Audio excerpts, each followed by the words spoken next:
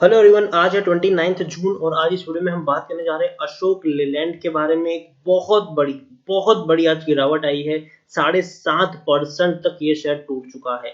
48 rupees per आ चुका है ये शेयर। इस वीडियो में हम बात करेंगे कि जिन्होंने खरीदारी की है उनको क्या करना चाहिए और जो लोग फ्रेश बाइंग करना चाहते हैं उनको इस प्राइस पर खरीदारी करनी चाहिए कि नहीं। तो देखिए, वीडियो को मैं शुरू करूं उससे पहले अगर आपने अभी तक चैनल को सब्सक्राइब नहीं किया है तो प्लीज अभी इसे सब्सक्राइब कर लीजिए, क्योंकि आगे भी बहुत सारे वीडियोस हैं जो आपको काफी ज्यादा हेल्प करेंगे। तो चलिए शुरू करते हैं। तो जैसे कि आप देख सकते हैं कि अशोक लेलैंड अभी 48 रुपीज के आसपास ट्रेड कर रहा है। पिछले एक महीने की बात करें तो एक महीने में 14 to 15% का ग्रोथ जरूर है। 42 रुपीज के आसपास शेयर ट्रेड कर रहा था। एक बड़ी रैली आई, 53 तक पहुंचा, वापस थोड़ी सी गिरावट आई, 50 तक पहुंचा, फिर इतनी बड़ी रैली है कि 56 रुपीज तक शेयर पहुंचा, लेकिन उसके बाद कंटिन्यूस गिरावट बनी है। 48 रुपीज तक ये शेयर अभी ट्रेड कर रहा है। पिछले एक साल में अशोक लेलैंड के शेयर में 44% की गिरावट है। 90 रुपए तक का हाई बना था, गिरावट आई, काफी अच्छा बाउंस बैक किया, फिर गिरावट आई, 34 रुपए तक शेयर टूट गया, फिर तेजी आई, गिरावट आई, तेजी आई, गिरावट आई, तेजी आई, गिरावट आई, तेजी आई, गिरावट आई, तेजी आई। तो देखिए, थोड़ी थोड़ी गिरावट और तेजी के साथ शेयर आगे बढ़ रहा है, लेकिन इंप्रूवमेंट है। 34 रुपए से उठकर शेयर एटलीस्ट 48 रुपीज तक पहुंचा जरूर है। पिछले 3 साल की बात करें तो पिछले 3 साल में 48% की गिरावट है। 165 रुपए से शेयर कंटिन्यूस टूट रहा है और ऑटोमोबाइल सेक्टर का बहुत ही बुरा दौर हम कह सकते हैं। बहुत सारी कंपनी इस वक्त खुद से अपने प्लांट को बंद कर रही थी, वॉलेंटियरली 14 डेज 15 डेज का शटडाउन भी कर रही थी वो। तो बुरा वक्त था क्योंकि गाड़ियां बिक नहीं रही थी और प्रोडक्शन ज्यादा हो रहा था, तो बेचने के लिए उनको पास पहले उतनी सप्लाई ही नहीं थी, तो कहाँ से वो लोग डिमांड को मीट कर पाते। तो यहाँ पर अगर हम बात करें तो आप देख सकते हैं कि 14,650 करोड़ के आसपास का मार्केट कैप है। मिड कैप स्टॉक है ये।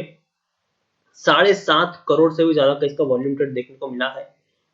शेयर होल्डिंग की बात करें तो एफआईएस के पास 16.94% की होल्डिंग है, म्यूचुअल फंड के पास 9.82% की होल्डिंग है, इंश्योरेंस कंपनी के पास 2.84% की होल्डिंग है, नॉन इंस्टीट्यूशनल इन्वेस्टर के पास 16.46% की होल्डिंग देखने को मिली है।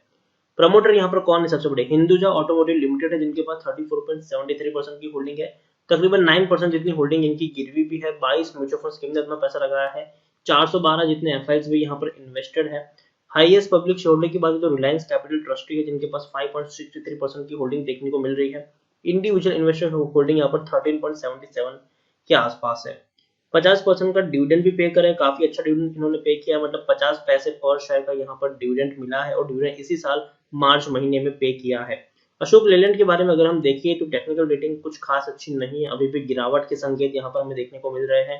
पी थोड़ा हाई है, 59 तक पहुंच चुका है, जबकि इंडस्ट्री पी 29 है।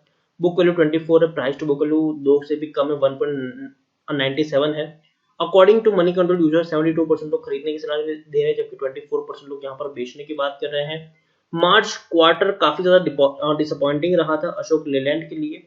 मार्च क्वार्टर की अगर हम बात करें तो अशोक लेलैंड का जो मार्च क्वार्टर था वो कुछ खास अच्छा नहीं था। यहाँ पर आप देख सकते हैं कि मार्च क्वार्टर में इनको नुकसान हुआ है। आप देख सकते हैं कि अशोक लेलैंड का जो मार्च क्वार्टर था उसमें 57 करोड़ का इनको लॉस हुआ था। 57 करोड़ का लॉस हुआ था मार्च 2020 वाले जो क्वार्टर था उसमें, जबकि उससे पहले दिसंबर में उनको बहुत ही कम मुनाफा था, 27 करोड़ का ही प्रॉफिट था और पिछले साल तो 650 करोड़ का प्रॉफिट था।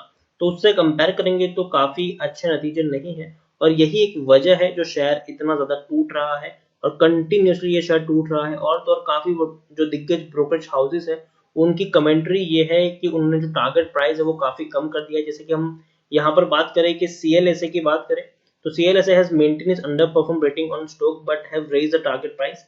पहले जो 47 रुपीज का टारगेट रखा था अब वो 53 रुपीज कर दिया, तो मतलब फिर भी बहुत ही कम टारगेट प्राइस हम कह सकते हैं अशोक लेलैंड का। यहाँ पर अशोक लेलैंड के बारे में अगर हम यहाँ पर बात करने जाए तो आप देख सकते हैं कि शेयर होल्डिंग की मैं बात करूं तो प्रमोटर की होल्डिंग कांस्टेंट है। 45.35% की जो होल्डिंग थी वो 45.36% है। गिरवी रखे हुए शेयर इंक्रीज हो रहे हैं। 4.33% की जो पहले होल्डिंग थी वो 9.26% के आसपास देखने को मिली है। एफआईएस की जो पहले 24.89% की होल्डिंग थी वो 19.10% की होल्डिंग है, मतलब काफी ज्यादा एफआईएस ने अपनी होल्डिंग गिराई है। लेकिन म्यूचुअल फंड और इंश्योरेंस कंपनी ने काफी ज्यादा खरीदारी की है। इंश्योरेंस कंपनी के पास पहले 1.73% की होल्डिंग थी, आज वो 3.20% की होल्डिंग है। म्यूचुअल फंड के पास पहले 5.59% की होल्डिंग थी, आज वो 11.07% की होल्डिंग देखने को मिल रही है। ओवरऑल मुझे लगता है कि अशोक लेलैंड में एक शॉर्ट टर्म की गिरावट आने की संभावना है, लेकिन वो एक आपके लिए बढ़िया मौका है खरीदारी करने का।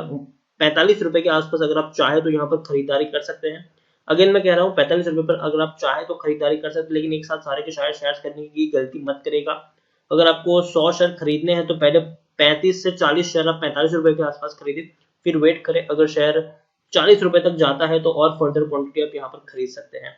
तो इसी की तरीके से आप यहाँ पर थोड़ा थोड़ा निवेश करते थे और शेयर में आप यहाँ कम से कम 1 साल का अगर आप पोर्टफोलियो लेके चलेंगे तो जरूर ये शेयर आपको 60 से 65 रुपए से भी ऊपर ट्रेड करता हुआ देखने को मिल जाएगा। लेकिन शॉर्ट टर्म में गिरावट आनी तय है, लेकिन बाद में शेयर रिकवर कर जाएगा। इसका ग्राफ आपको इसी तरीके से देखने को मिलेगा जो कोविड के बाद आया। देखिए 34 रुपए के ऊपर था, तेजी आई 42 पर 43 पर पहुंचा, वापस से गिरा 38 पर पहुंचा, वापस तेजी आई 49 तक पहुंचा, वापस गिरावट आई 44 तक आया, वापस यहाँ पर तेजी आई 52 तक पहुंचा, वापस गिरावट आई यहाँ पर 44 तक आया, वापस तेजी आई 53, वापस गिरावट आई 50, वापस तेजी आई 56, वापस गिरावट आई 48। तो इसी तरीके से आपको देखने को मिलेगा, लेकिन इसी तरीके से आपको ऊपर जाता हुआ भी यहाँ से ग्राफ देखने को मिलेगा कुछ महीनों के लिए।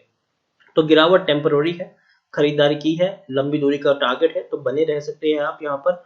और खरीदारी नहीं की है तो 45 रुपीज के बाद आप यहाँ पर खरीदारी कर सकते हैं। थोड़ी थोड़ी क्वांटिटी खरीदते जाइएगा और कम से कम यहाँ पर आप 7 या 8 महीने का टारगेट लेके चलिए, जरूर आपको यहाँ पर फायदा होता हुआ देखने को मिल जाएगा।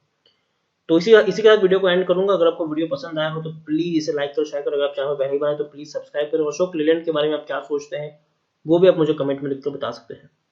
Thank you.